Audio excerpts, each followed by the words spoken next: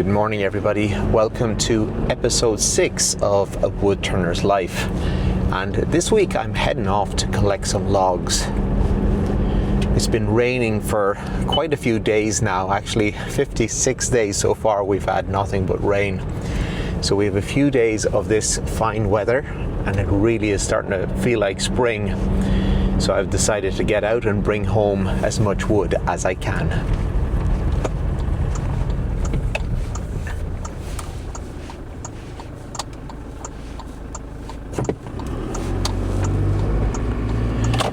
So I'm heading to a village called Woodturners, so I just have to cross over the mountain here.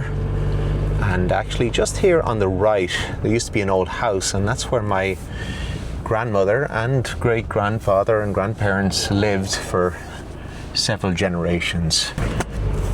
So the trailer is quite wide on the road, so I have to keep away from the ditch and just take my time.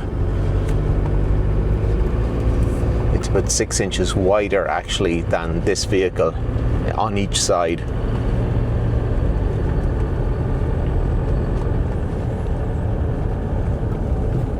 So this building here, my grandfather grew up here, and it's now belonging to a local cabinet maker, wonderful cabinet maker. So the wood that I'm collecting today is ash. So a lot of our ash trees in Ireland have a disease called ash dieback, and the councils are asking all the local landowners to remove any of those dangerous trees from the roadside. So I'm getting a lot of calls at the moment to go and pick them up. And after the storms over the winter, some very, very large beech trees fell. And this trailer is capable of pulling them, but unfortunately it's not capable of lifting them. And that's why I've got the new telehandler. So it'll lift over 3 tons. So it makes it much easier to move those logs around. We're just coming up to the village now of Woodturners. So this village is where, it's a small little village actually, but this is where I'm going to get those logs. And the owner of the logs is a local farmer. Actually it's Eric and Catherine, and they own a pub as well called Osborne's Pub, but they have a little farm with some sheep and cattle.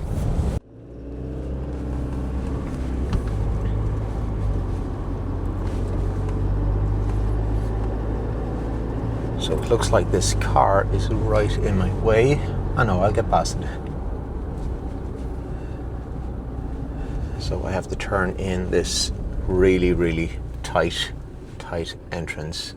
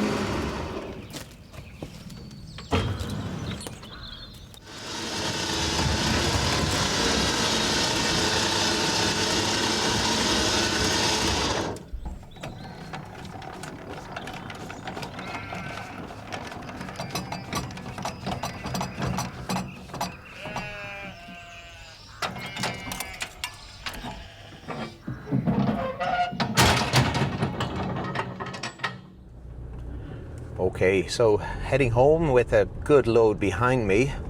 This lady is back on the road again.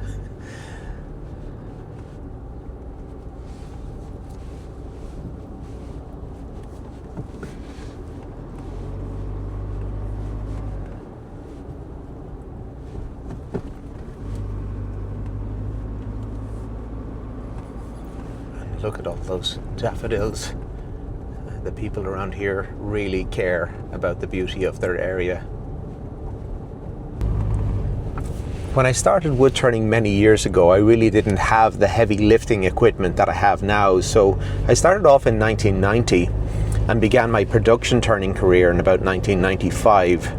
And at that time I bought a high-ace van, so made by Toyota, and I would go and cut up the logs in the field with the chainsaw, and then I could lift the blanks in, bring them back to the workshop, and then store them under plastic until the time came that I could bandsaw them and rough shape them.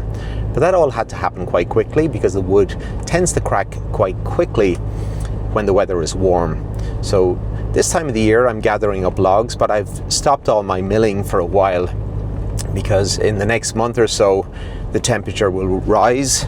We'll have longer, drier days, and any of the freshly felled wood, if it's processed, can crack very, very quickly. So the farm coming up here on the left is belonging to my parents, and that grey shed is where I started my turning career back in 1990. So I had a homemade lathe. It had a Fiat gearbox with 4 speeds, first, second, third, fourth, and then reverse as well. And the base was filled with concrete, but also that shed was full with sheep, which it is at the moment as well, because lambing season has just started for my parents. So this week I'm going to spend a lot of my time collecting logs when the weather is just good like this. And the wood that I'm going to be picking up is medium density hardwoods such as ash, beech. Rarely come across elm anymore because there's Dutch elm disease. Sycamore is always quite nice, but Irish sycamore is more like American maple, but a lovely material to work with. But it tends to be a little bit plain unless I've got some ripple in it.